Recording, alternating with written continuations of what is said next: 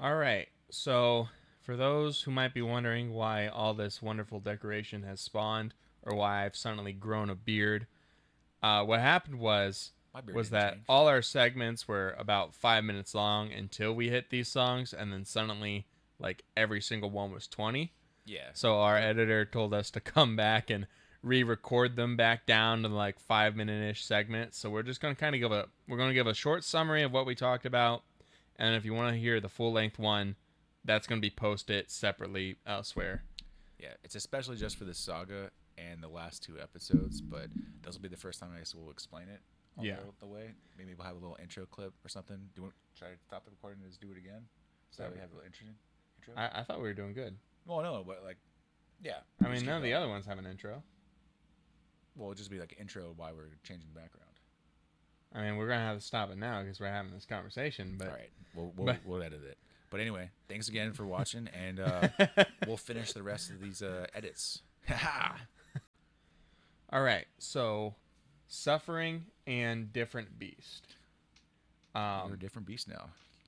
you do you want to just talk quickly about what your impressions of the two songs are? Yeah. Honestly, um, my I the transition between those two songs is so smooth. But as far as like I don't know, he's basically transitioning into the monster that he's becoming after leaving the underworld. So this is him and his crew that are like just getting to that next level of like ruthlessness because they're not willing to lose any more men. They're done with that. So that's like the mentality I feel like that's on the ship altogether. Yeah.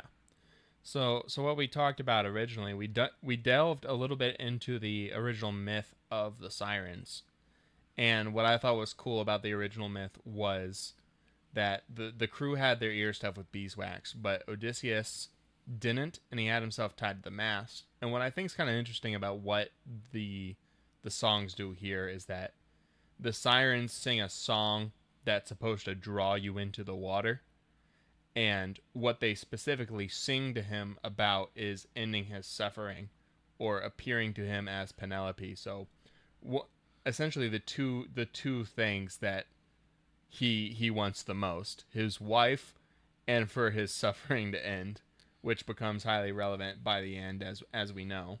Yeah. The other thing we talked about was the myth of Scylla. Yeah, so the myth of Scylla is that right now they're on the run from Poseidon. And Scylla, right, was actually constructed or created because of Poseidon's wife.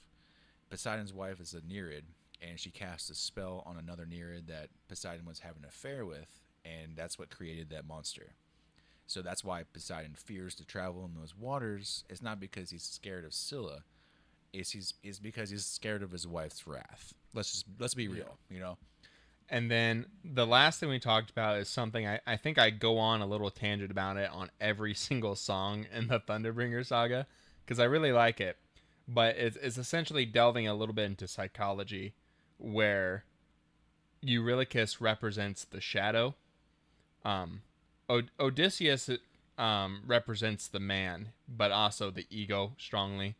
And was it? Polites represents the superego, which I won't get into all that here. But what's interesting about the shadow is that the shadow is more of your base nature. I know with the name kind of like resembling darkness and things. There's an inclination to view the shadow of as something darker or more evil, but the shadow really isn't evil or good. It just is. Mm-hmm. And Eurylochus represents this in a way. Is like every time he appears in the saga, Yeah, every his decision first he makes. suggestions are tend to be closer to a base nature of just like grabbing what they need and going. I don't really view Eurylochus as bloodthirsty, but he's just willing to do what needs to be done for his and his own. Well, not necessarily his and his own, but he's thinking of himself first, but he's also thinking of the crew first. He Yeah, doesn't think of him loss of and his lives. own. Yeah, like specifically during like the Cyclops or before the Cyclops saga when they were traveling, like Yeah, he was ready to burn the whole island down yeah. just to take whatever things they had. And you might think that Odysseus, like choosing to become the monster, as he says, is him agreeing with Eurylochus or coming around to Eurylochus's viewpoint. But the thing is that the monster is a lot more like Poseidon, where it's actually evil. And as mentioned, the shadow is not evil; it just is. And so, rather than Odysseus embracing his shadow, he's choosing to try to dominate it, to try to control it. He's decided that he's going to be in control and he's going to be the monster. So he's not coming around to Eurylochus's viewpoint.